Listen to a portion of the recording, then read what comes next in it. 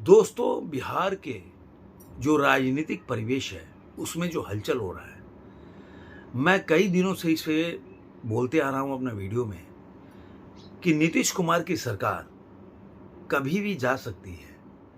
लेकिन कुछ लोग मेरे मित्र हैं जो कि सोशल मीडिया से जुड़े हुए हैं, वो लोग जो बायस्ड हैं, जो आपके सामने कई बार घटनाएँ घटती हैं लेकिन आप उसको देखना नहीं चाहते या समझना नहीं चाहते। ऐसा नहीं कि आपको समझ में नहीं आ रहा है, लेकिन आपने आँख बंद कर लिया, कान बंद कर लिया, आपको देखना ही नहीं है। तो उसके लिए तो मैं कुछ नहीं कर सकता, लेकिन परिस्थिति आपके सामने है और मैं जो परिस्थितियाँ बनती है उसका आकलन करता हूँ कि समस्याएँ कहाँ से शुरू हो रही है, कैसे हो रही है।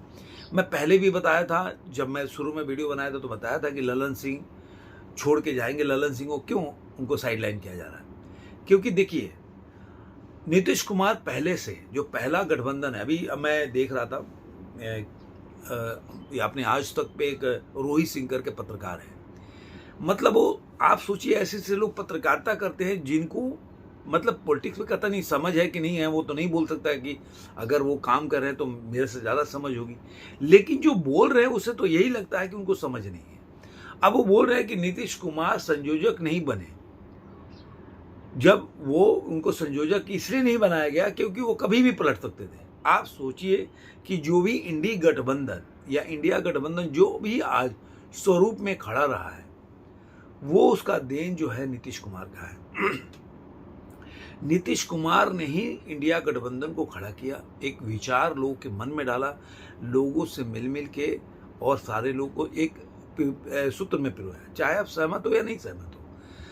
अब उसको बोला जाए कि उनको इसलिए संयोजक नहीं बनाया जा रहा था कि छोड़ के जाएगा। अरे भाई, इंडी गठबंधन का पूरा सोच नीतीश कुमार का है, तो वो जब छोड़ के जाना ही चाहते थे, पहले से उनको लगा था कि संयोजक नहीं बनाए जाएंगे, तो फिर वो गठबंधन में इतना मेहनत क्यों करते? मतलब ये छोटा सा चीज़ है जो उनको समझ में आना चाहिए। इतने बड़े आप आज तक पे काम कर रहे हो, लेकिन आपको इतनी छोटी चीज़ समझ नहीं है। अब आते हैं मेन मुद्दे पे कि क्या होता है कि जब अगर आपको लग रहा है नीतीश कुमार काफ़ी टाइम से पाला बदलते हैं और हर नेता बदल लेता है और उनके स्टेटमेंट भी चेंज हो जाते हैं, उसकी सहूलियत के हिसाब से स्टेटमेंट भी चेंज कर लेते हैं, उसमें अपने को जाना नहीं है। क्योंकि अगर हमें फ़ायदा नहीं हो रहा है, मैं पहले भी जब वीडियो बनाया इंडिया गठबंधन के ऊपर तो मैंने बोला था कि बिल्ली के गले में घंटी बांधेगा कौन? क्योंकि ये गठबंधन इसलिए नहीं चलेगा कि आप कौन व्यक्ति है दूसरे के लिए अपनी स्वार्थों का त्याग करेगा।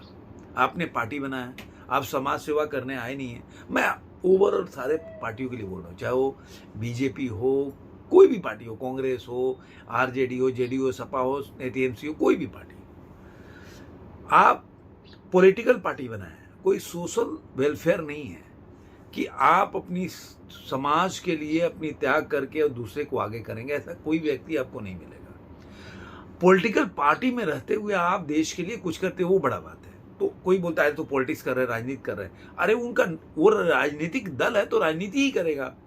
इसमें जो आदमी को ये चीज़ समझ में नहीं आता उसके लिए तो मैं कुछ नहीं कह सकता। तो अगर लल्लन सिंह को उन्होंने साइडलाइन किया क्योंकि वो भाप गए थे कि उनकी पार्टी को सेंध मारने के लिए जो लल्लन सिंह ने ही बीजेपी से अलग एक पता नहीं हुआ क्रिएट किया कि बीजेपी तोड़ना चाहती है पार्टी को, और जो भी हो उसकी वजह से वो बीजेपी से अलग हो गए। अब उनको लगा कि जो खबरें आई कि जो आरजेडी के जो मेन लोग हैं और ललन सिंह का जेडीयू के कुछ भाग के एमएलए हैं, उनके साथ एक मीटिंग हुआ जो कि आरजेडी के साथ मिलकर सरकार बनाना चाहते हैं। ये जब नीतीश कुमार को खबर मिली तो नीतीश कुमार ने वो पार्टी छोड़ कर चले गए और उन्होंने साइडलाइन किया उनको। अब कहानी यहाँ के रुक जाती है कि नीतीश कुमार अब जाएंगे तो जाएंगे कैसे? क्योंकि बीजेपी का हर नेता बोल रहा है कि नीतीश कुमार को ही, मतलब वो बोल सकते हैं कि मतलब उनके विश्वास नहीं किया जा सकता, विश्वासघात करते, कभी भी छोड़ सकते हैं। तो अभी अब न्यूज में आ रहा है कि नीतीश कुमार, मैंने पहले भी बताया, राजभवन गए। और मैं एक बहुत बड़ा बात बता रहा हूँ, ये मेरा आकलन है, मैं जानता नहीं कि कोई भी बात हुई होगी राजभवन के थ्रू हुआ होगा। राजभवन एक ऐसा चीज है जहां से आप कहीं भी कॉल करेंगे तो आपको डायरेक्ट कॉलिंग भी हो जाएगी और किसी को पता भी नहीं चलेगा। क्योंकि राजभवन क्या होता है, केंद्र का जो केंद्र के हिसाब से काम, मतलब केंद्र का जो वो एक तरह से बोल सकते प्रेजेंट करता है राज्य में। तो वो एक अलग बात हो गई। अब राजभवन में जब गए तो आप 2 दिन से देख रहे होंगे कि तेजस्वी यादव के साथ उनका कोई उठना बैठना नहीं हो रहा है, मतलब दोनों में काफ़ी दूरी, आपको सीट के साथ बैठने में भी दिखेगा।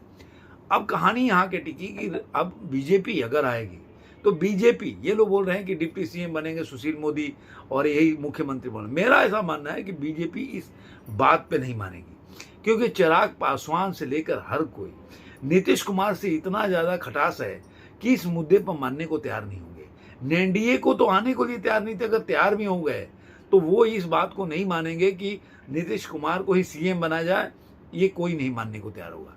तो बीजेपी को सबको साधना है, ऐसा नहीं कि दूसरे का घर बचाते बचाते अपने घर में आग लगा दिए।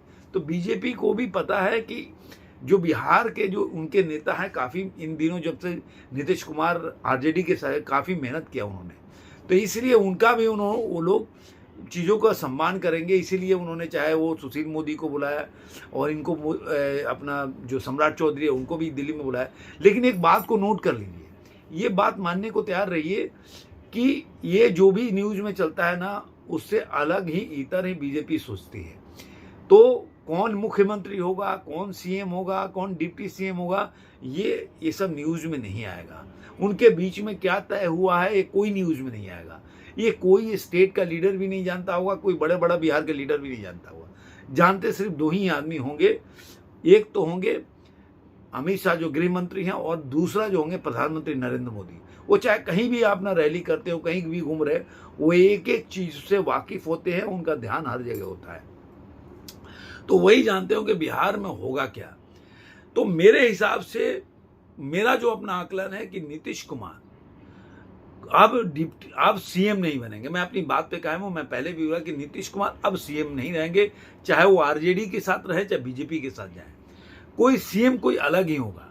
हो सकता है कि जेडीयू के किसी व्यक्ति को डिप्टी सीएम बनाया जाए और नीतीश कुमार को कोई और पद दिया जाए, सेंटर में भी जा सकते हैं, कोई और उनको जिम्मेदारी दिया जाए, लेकिन नीतीश कुमार अब सीएम नहीं रहेंगे, ये मान के चलिए।